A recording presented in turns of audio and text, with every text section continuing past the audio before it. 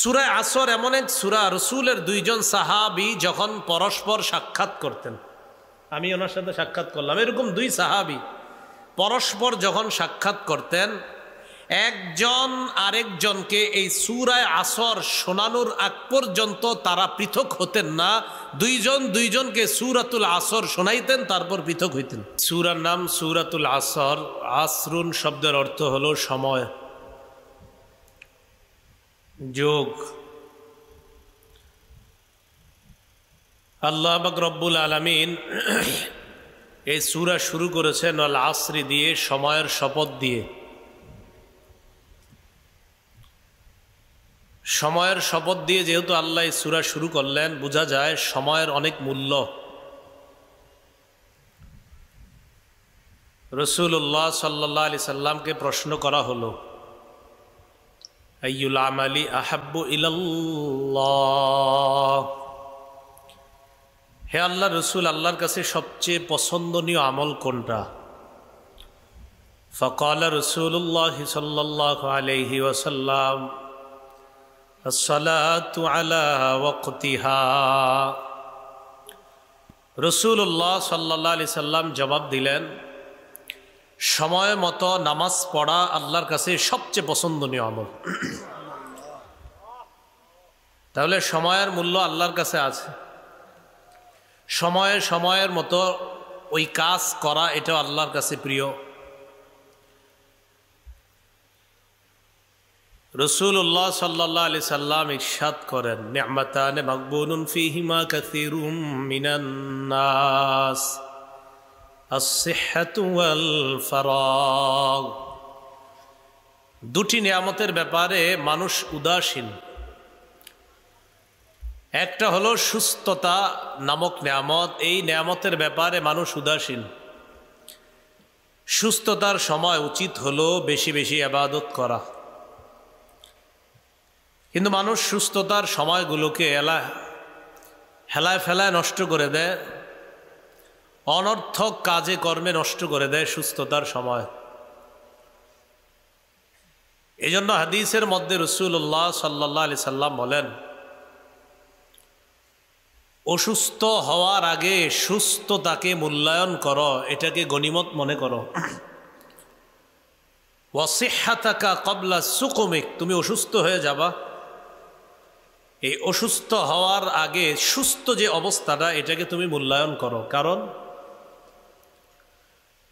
সুস্থতার সময় আপনি যেই পরিমাণ মসজিদে হেঁটে গিয়ে নামাজ পড়ার সুযোগ পান, যেই পরিমাণ শক্তি সামর্থ্য আপনার আছে, আপনি যদি জ্বরাক্রান্ত হয়ে যান, জ্বরের রোগেও যদি আপনি আক্রান্ত হন, ওই জ্বরের সময়ও দেখা যায় প্রচণ্ড জ্বর থাকলে আপনি চাইলেও ঘর থেকে বের হতে পারছেন না। বোঝা গেল সুস্থতার সময় আপনি যেই ইবাদতটা হেঁটে গিয়ে সুস্থতার সাথে মসজিদে আদায় করতে পারতেন, অসুস্থতার সময় চাইলেও যেতে পারতেছেন না। রাসূলুল্লাহ সাল্লাল্লাহু আলাইহি সাল্লাম বলেন, দুটি নিয়ামত মানুষ উদাসীনতার সাথে নষ্ট করে দেয়। একটা হলো সুস্থতা, দুই নাম্বার আল ফারাগ, অবসর সময়। অবসর সময় উচিত বেশি পরিমাণে আল্লাহর ইবাদত করা, জিকির করা। জান্নাতে জান্নাতীরা যাওয়ার পর কোনো আফসোস থাকবে না, একটা আফসোস থাকবে, আমি দুনিয়াতে ওই অবসর সময়টা কেন কাজে লাগাইলাম না। ওই অবসরে যদি একটু বেশি আল্লাহকে স্মরণ করতাম, তো আজকে জান্নাতে আমার অবস্থানটা এর চেয়ে আরো ভালো থাকতো। একটা আফসোস করব।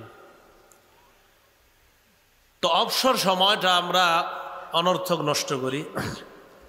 জোহর, আসর, মাগরিব কোন দিক দিয়ে যায় খবর নাই, কারণ তিনি 5 মিনিটের জন্য ফেসবুকে দেশের খবর নেওয়ার জন্য ঢুকেছিলেন। এই 5 মিনিটের জন্য ঢুকে যাওয়ার পর 5 মিনিট 5 ঘন্টা হয়ে যাচ্ছে, মিনিট সেকেন্ড সব চলে যাচ্ছে, তার কোনো খবর নাই।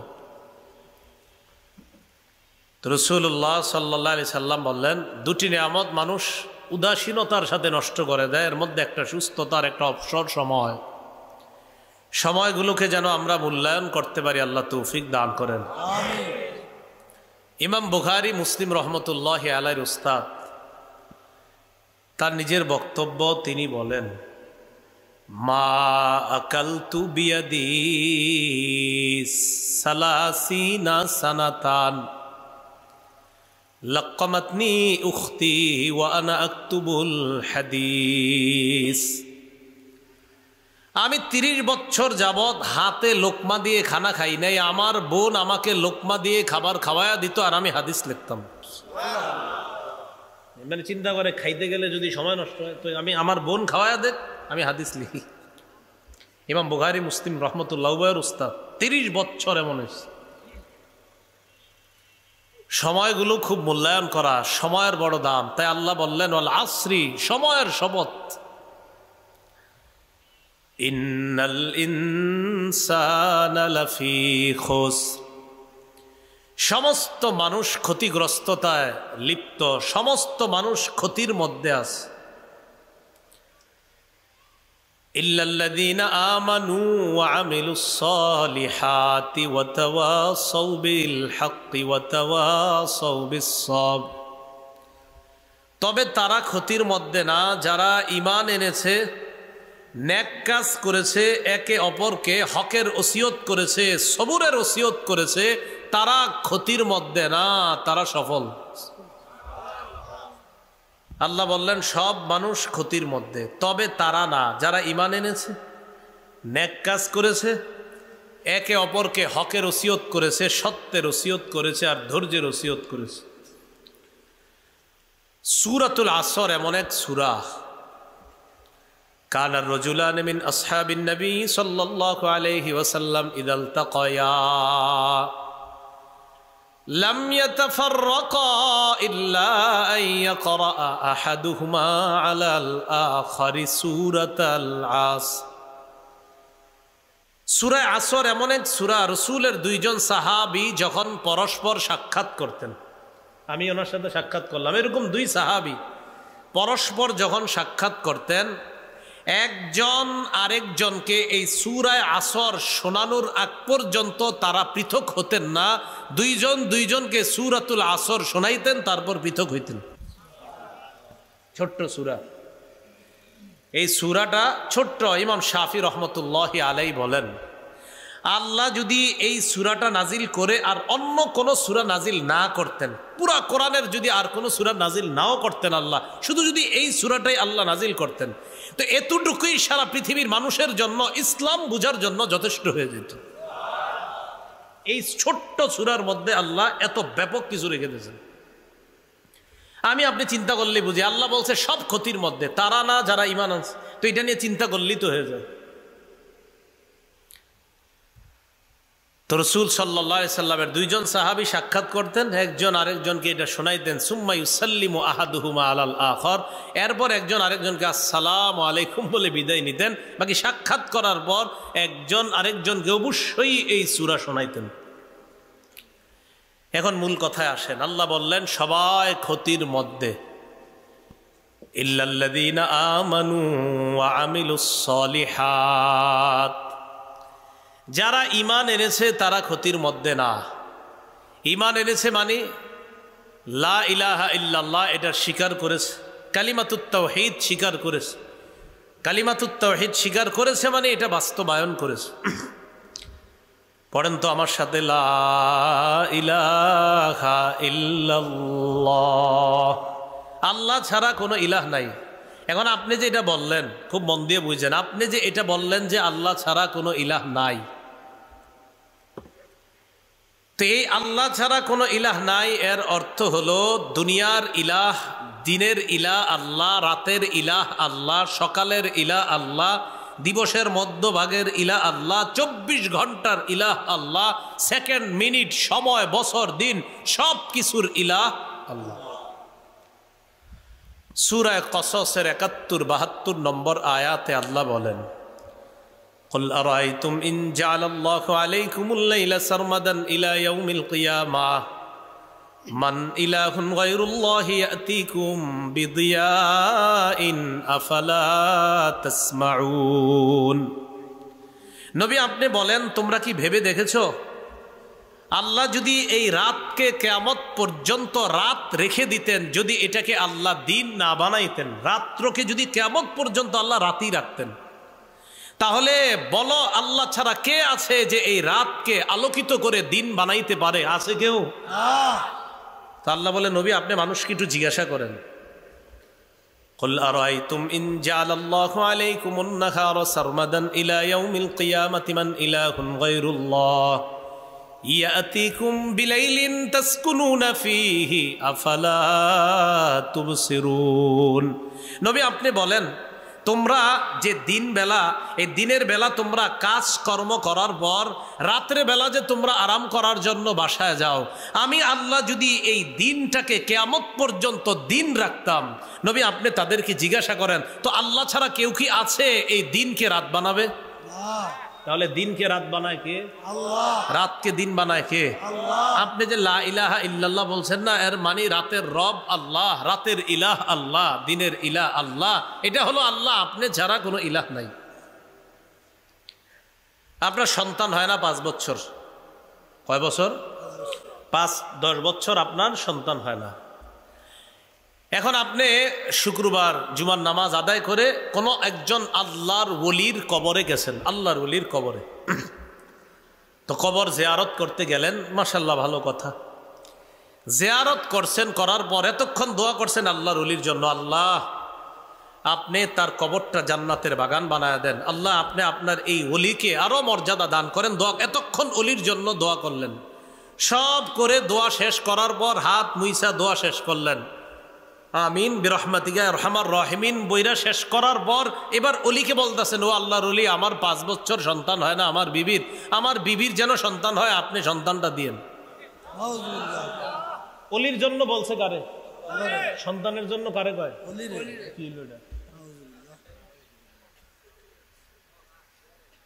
সূরা শুরা আয়াত নাম্বার 49-50 আল্লাহ পাক রব্বুল আলামিন বলেন, লিল্লাহি মুলকুস সামাওয়াতি ওয়াল আরদ ইয়াখলুকু মা ইয়াশা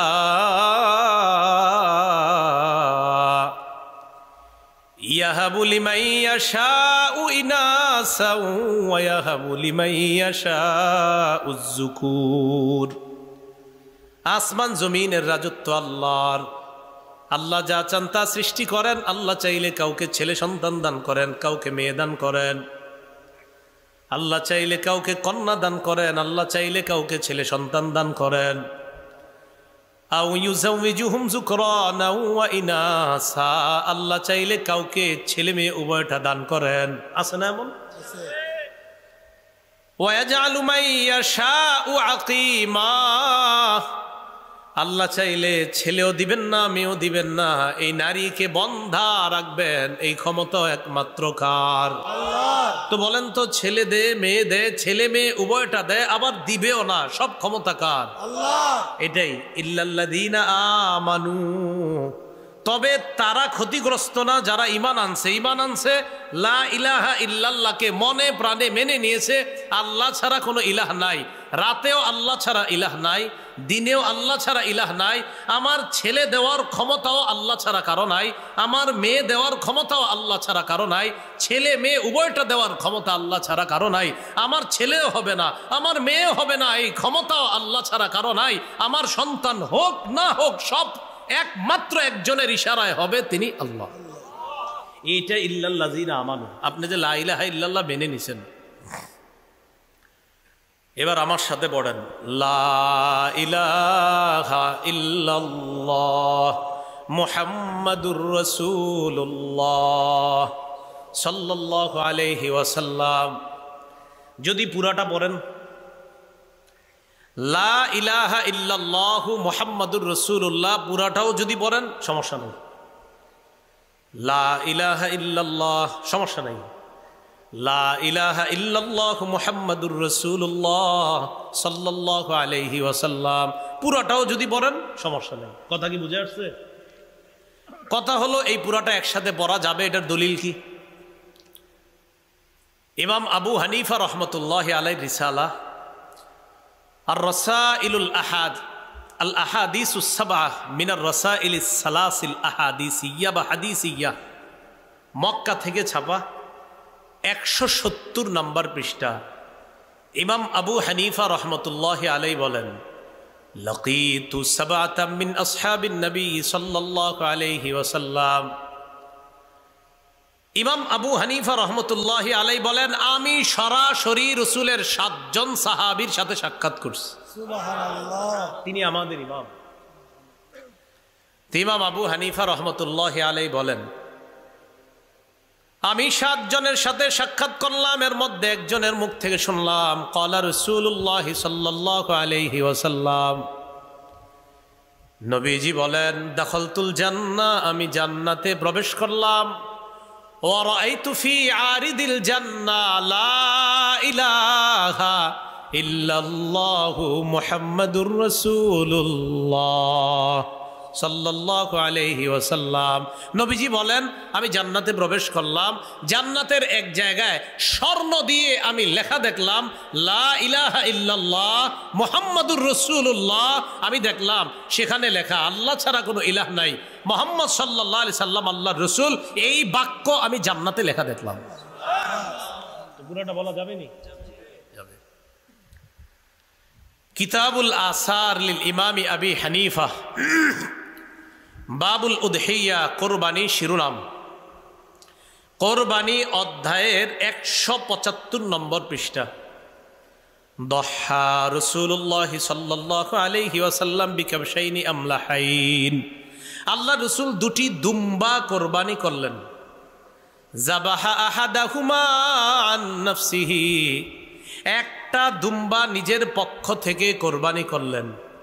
ওয়াল আখার আম্মান ক্বালা লা ইলাহা ইল্লাল্লাহু মুহাম্মাদুর রাসূলুল্লাহ সাল্লাল্লাহু আলাইহি ওয়াসাল্লাম। নবীজি আরেকটা দুম্বা তাদের পক্ষ থেকে কোরবানি করলেন যারা বলে আল্লাহ ছাড়া কোনো ইলাহ নাই, মুহাম্মদ সাল্লাল্লাহু আলাইহি সাল্লাম আল্লাহর রাসূল, তথা লা ইলাহা ইল্লাল্লাহ মুহাম্মাদুর রাসূলুল্লাহ যারা বলে, তাদের পক্ষ থেকে আরেকটা দুম্বা রাসূল কোরবানি করলেন। বলা যাবে নি পুরাটা? আচ্ছা, হাদিসের কিতাব নাম আল জামিউস সগীর, 1 নম্বর খণ্ড, 645 নম্বর পৃষ্ঠা।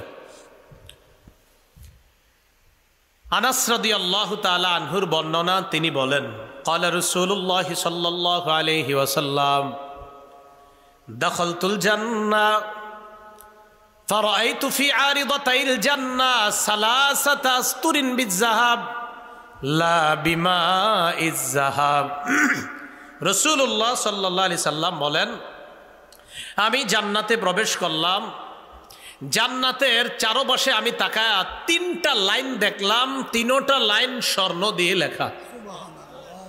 রাসূল বলেন, স্বর্ণের পানি দিয়ে লেখা এমন না, একটা হলো স্বর্ণ কালি দিয়ে লেখা এমন না, মানে সোনালী কালারে, যেমন আপনাদের এই যে এটা সোনালী কালার, বিভিন্ন অংশ সোনালী কালার দেখা যাচ্ছে, কথার কথা। তো অনেক লেখা দেখবেন সোনালী কালার, রাসূল বলেন না না, সোনালী কালার বা সোনালী রং দিয়ে লেখা এমন না, রাসূল বলেন স্বর্ণ দিয়ে লেখা, অক্ষরগুলো স্বর্ণের। আমি 3টা লাইন দেখলাম, আস-সাতরুল আউয়াল লা ইলাহা ইল্লাল্লাহু মুহাম্মাদুর রাসূলুল্লাহ।